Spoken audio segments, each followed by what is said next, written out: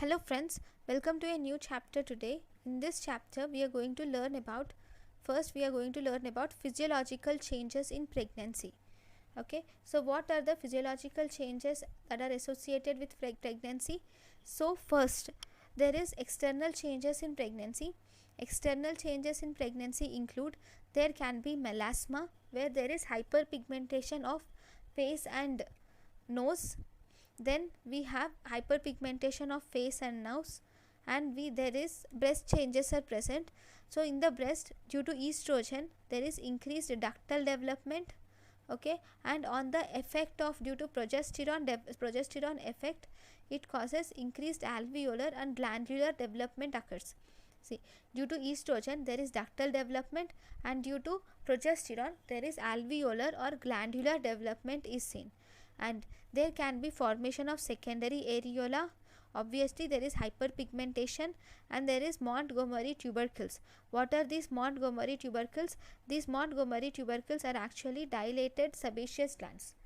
Montgomery tubercles are present. These are dilated sebaceous glands. Then we have substantia nigra.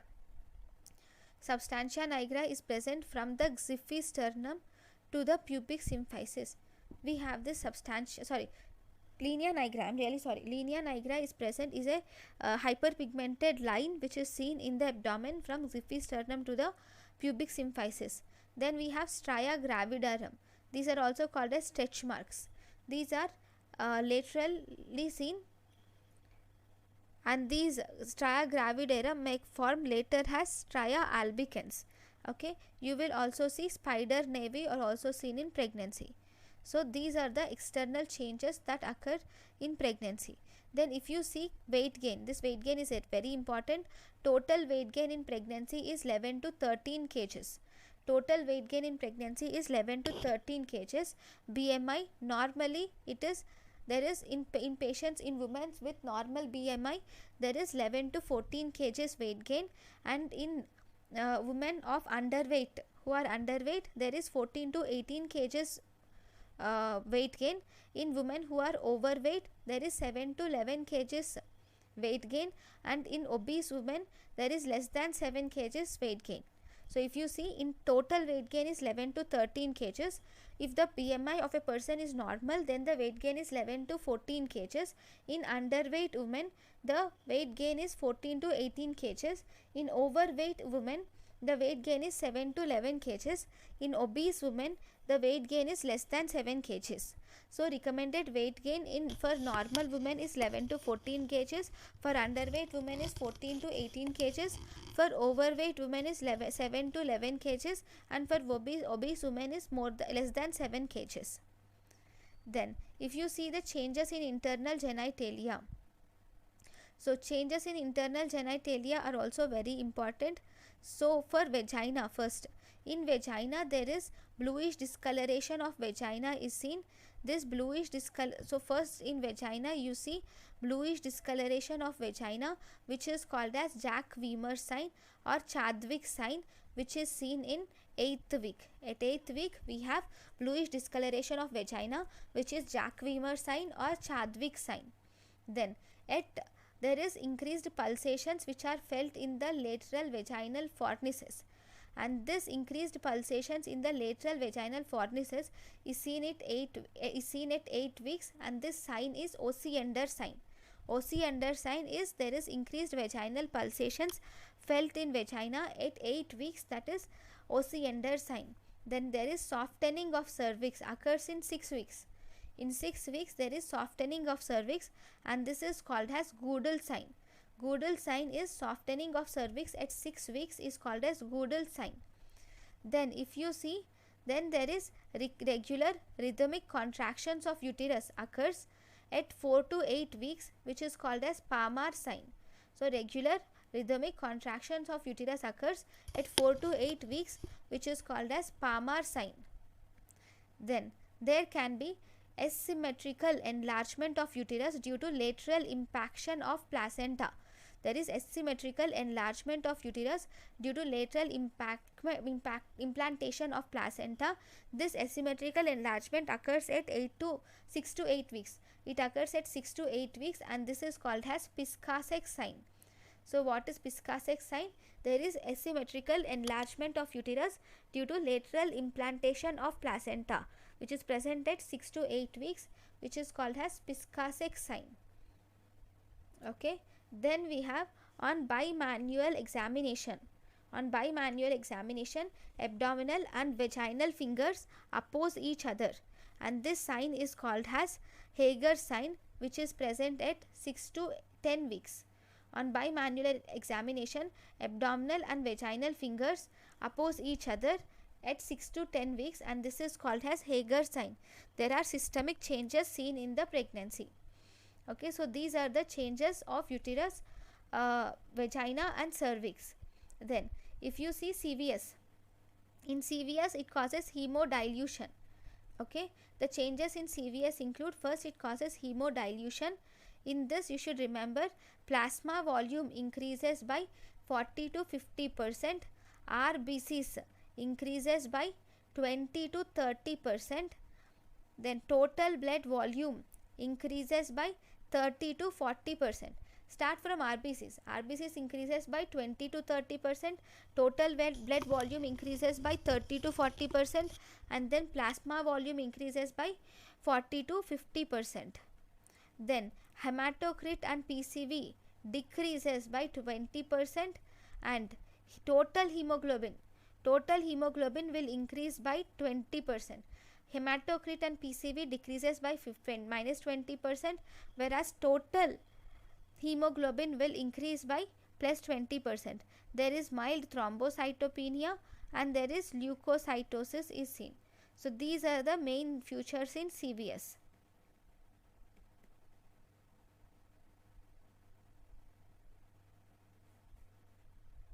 So this is the picture showing the Hager's sign. Okay, so this is Hager's sign of pregnancy, where when on bimanual examination, the abdominal and vaginal fingers will, on bimanual examination, the abdominal and vaginal fingers will oppose each other in this Hager's sign.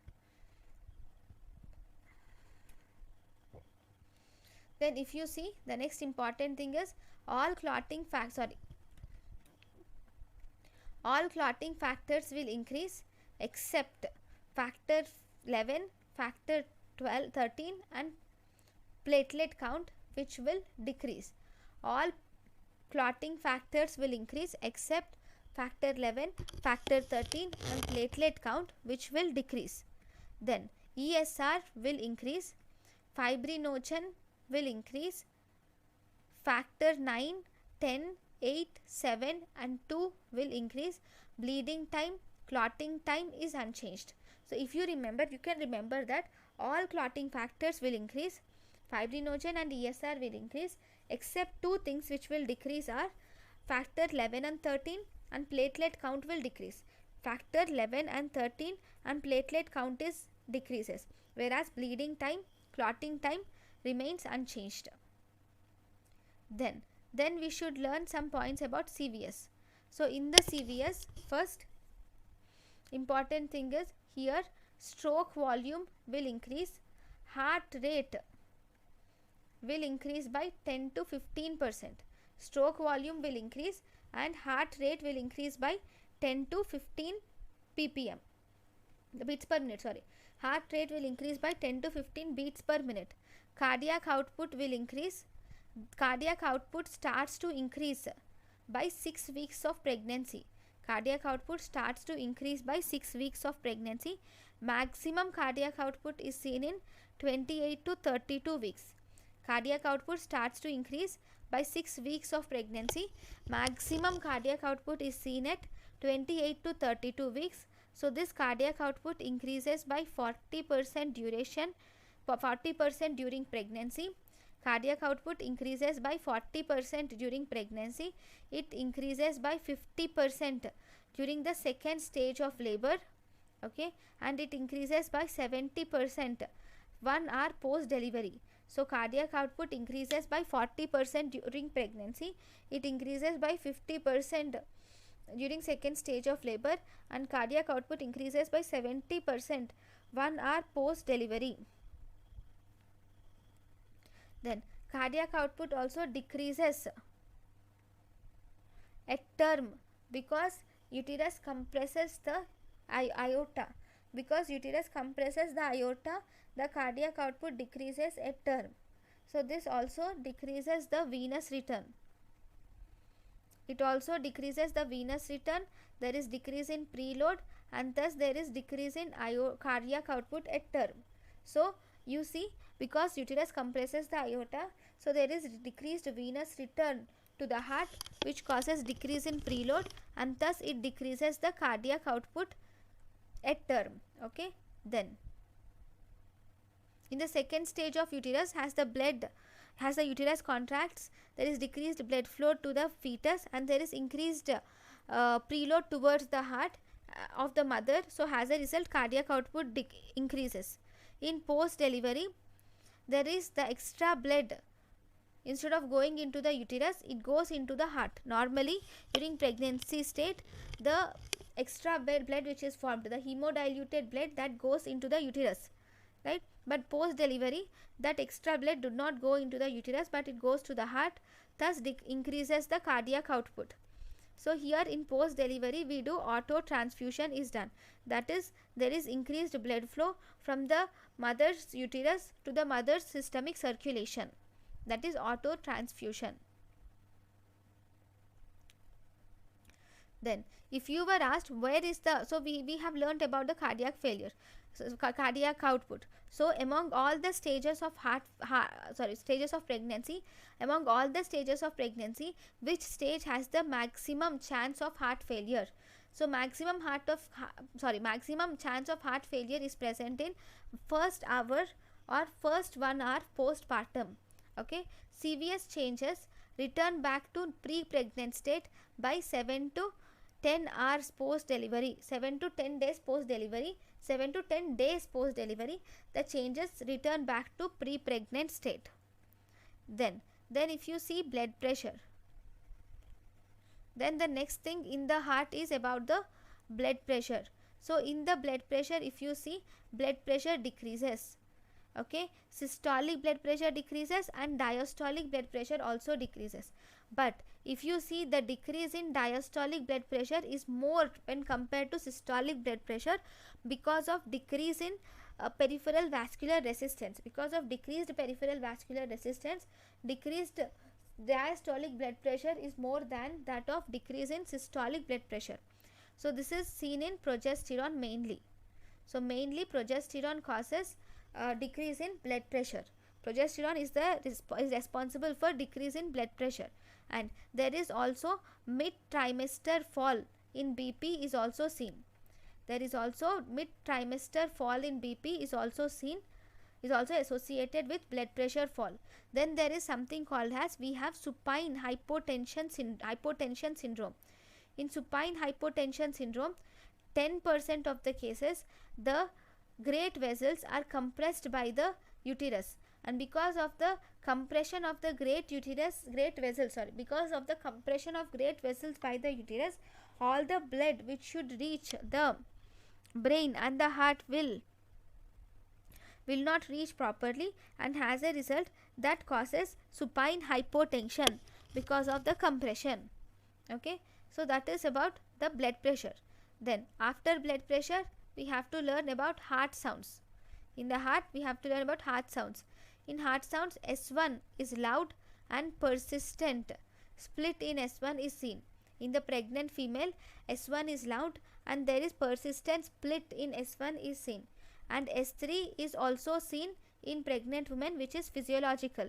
You can see ejection systolic murmur is noted in the female due to hyperdynamic circulation, and this is present in grade 2 in about more than 95% of patients. Then you will also report continuous murmur. This continuous murmur is seen in 10% due to increased blood flow to the mammary intermammary vessels. due to increased blood flow to the intermammary vessels, there is this continuous murmur which is seen in 10% of patients. There is continuous murmur seen in 10% of patients due to increased mammary blood flow in intermammary vessels, and there is also and this continuous murmur is also seen due to mammary shuffle. Okay, so this is about the heart sounds. Then if you see about the apex beat, so if you see this apex beat, it is shifted to fourth intercostal space 1.25 centimeters lateral to mid clavicular line. Normally it will be medial to mid clavicular line, that to fifth intercostal space. Normally apex beat will be in fifth intercostal space, half inch medial to mid clavicular line. But here in apex beat in pregnant women will be shifted to fourth intercostal space 1.25 inches lateral to mid clavicular line. This shift to above and laterally is because of the gravid uterus that will shift the diaphragm a little upwards. So that is so that leads to shift in the apex beat to fourth intercostal space 1.25 centimeters lateral to mid clavicular line.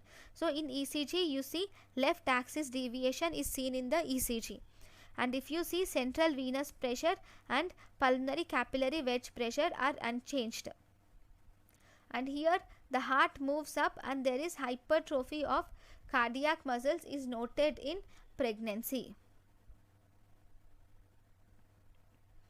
Then if you see the respiratory changes, what about the respiratory changes in pregnancy? What occurs in respiratory changes? First, there are some things which are decreased, there are some things which are increased, and there are some parameters which are unchanged. So these are important. The decreased parameters include residual volume, decreased functional residual volume, and there is decreased total lung capacity and decreased expiratory reserve volume. There is decreased residual volume, decreased functional residual volume, decreased total lung capacity, decreased expiratory reserve volume. Then what are increased in respiratory changes? There is increased tidal volume, there is increased minute ventilation, there is increased inspiratory capacity, increased oxygen consumption. So increased tidal volume, increased minute ventilation, increased inspiratory capacity, and increased oxygen consumption. And what is unchanged? Respiratory rate, vital capacity, and inspiratory reserve volume are unchanged. Respiratory rate, vital capacity, and inspiratory reserve volume are unchanged. So diaphragm in these patients, diaphragm rises by 4 centimeters and subcostal space is between 48 to 104 degrees.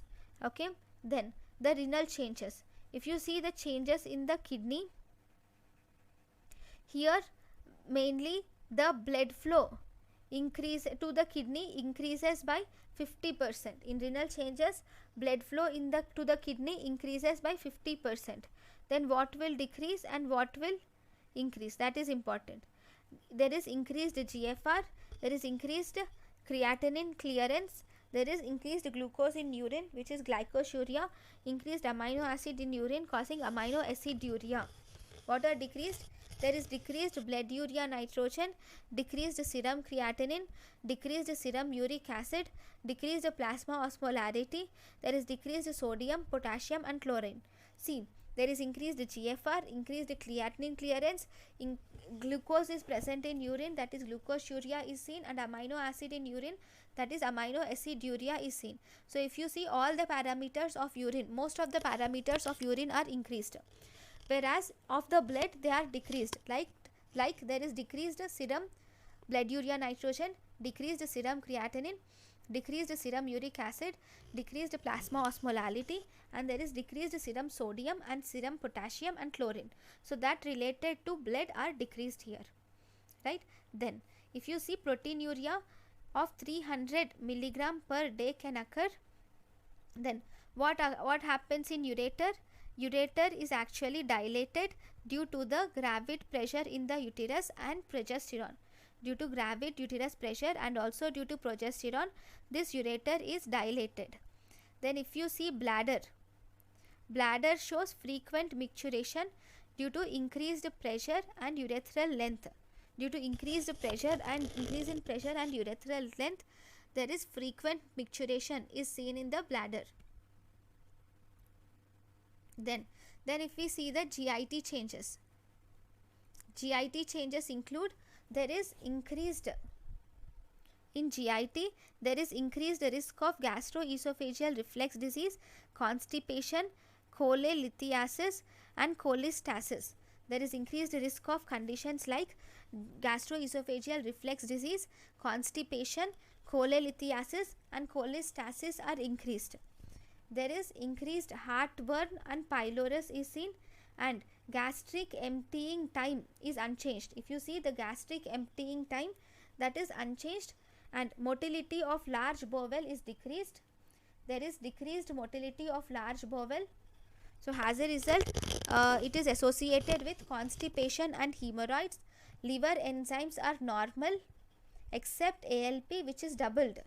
There is decreased motility of large bowel, gastric emptying time is unchanged, pylorus and heartburn increases, ALP is doubled, and SGPT and GGT decreases or normal. SGPT and GGT will decreases or normal. And there are some other important parameters like serum albumin decreases, but total albumin will increase. Though serum albumin decreases, there is increased total albumin is seen, and gallbladder contractility increases, and even gallbladder contractility increases. So progesterone will impair the gallbladder contraction by inhibiting cholecystokinin mediated smooth muscle stimulation. So thus it impairs the gallbladder contractility, leading to intrahepatic cholestasis and pruritus gravidarum. So because of impaired gallbladder contractility, it causes intrahepatic cholestasis and pruritus gravidarum. Then if you see the changes in the plasma proteins, in the plasma proteins, if you see, this is very important, albumin decreases by 30%, albumin decreases by 30%, globulin shows slight increase by 5%. So because albumin decreases by 30% and globulin shows slight increase by 5%, so if you take albumin to globulin ratio, it decreases, and the total proteins increase by 20 to 30%, and if you see the plasma protein concentration will decrease by minus 10%. So total proteins will increase by 20 to 30%, total protein concentration increases by 20 to 30%, and plasma protein concentration will decrease by 10%. Then if you see endocrinology, in the endocrine, thyroid first, in the endocrine, if you see, there is increased HCG, right? HCG in pregnancy increases. This is structurally similar to thyroid stimulating hormone. So as a result, it acts as thyroid stimulating hormone, and it activates thyroid gland and increases the production of T3 and T4, and this will decrease TSH. So there is increased T3 and T4 hormones. That is one which is important. But if you see, free T3 and free T4 are almost same. Though there is increase in total T3 and total T4, free T3 and free T4 are same because estrogen will increase the sex hormone binding globulin, and this sex hormone binding globulin will bind to T3 and T4. So because of that, though there is increase in T3 and T4, free T3 and T4 are almost same. And in pregnancy, the demand for iodine increases. So recommended dietary allowance of iodine in pregnancy is 250 microgram per day. Then what about carbohydrate metabolism in pregnancy? In pregnancy, there is increased insulin resistance. Okay, this increased insulin resistance is due to the production of anti-insulin hormones like human placental lactogen. Okay, due to production of anti-insulin hormones like human placental lactogen, estrogen, progesterone and cortisol because of the production of human placental lactogen, estrogen, progesterone, cortisol. There is impaired carbohydrate metabolism because of anti-insulin hormones. Okay, then there is second important thing is there is altered gluconeogenesis is seen. So this altered gluconeogenesis will increase the glucose at the end. How does it increase glucose? By decreasing glycogenesis and increasing lipolysis. By decreasing glycogenesis and increasing lipolysis, it causes hyperglycemia, that is mostly postprandial hyperglycemia. Then one more important reason is to provide glucose to the baby. Always in pregnant women, the blood levels of pregnant women will be in diabetogenic state, right? Insulin levels will also increase. See, postprandial hyperglycemia and fasting hypoglycemia due to excessive demand will occur in pregnant women. In pregnant women, two things will occur. One, there is postprandial hyperglycemia will occur, that is after meals there will be hyperglycemia, and there will be fasting hypoglycemia occurs due to excessive demand, and these both are seen, these both will activate the insulin levels. So there is postprandial hyperglycemia and fasting hypoglycemia are seen in pregnant women. Then if you see about the pituitary gland, this pituitary gland will undergo hypertrophy. Pituitary gland will enlarge by around 135%. It will enlarge by around 135%. Estrogen will cause hypertrophy and hyperplasia of lactotrophs. Mainly estrogen causes hypertrophy and hyperplasia of lactotrophs. Okay, then even maternal prolactin levels also increases with size. Okay, then gonadotrophs will decrease, serum prolactin will increase, gonadotrophs will decrease, somatotrophin will increase. Somatotrophin and prolactin will increase, gonadotrophin will decrease, whereas corticotrophs and thyrotrophs are normal. Then in these pregnant women there is psychiatric disorders are seen. The psychiatric disorders include the pregnant woman has blues which are seen in 2 to 3 days. These blues are due to progesterone. Okay, due to main withdrawal of progesterone leads to this blues, which is the most common psychiatric disorder during pregnancy, where the patient will have irritability. Okay, then there is one more psychiatric disorder which is psychosis. Psychosis is seen around 1.5 months, whereas depression is seen around 3 to 4 months. Psychosis is seen around 1.5 months, whereas depression is seen around 3 to 4 months. Okay, so these are the physiological changes that occur in pregnancy. So thank you guys for watching my lecture. In the next class we will learn about one more important thing. Thank you.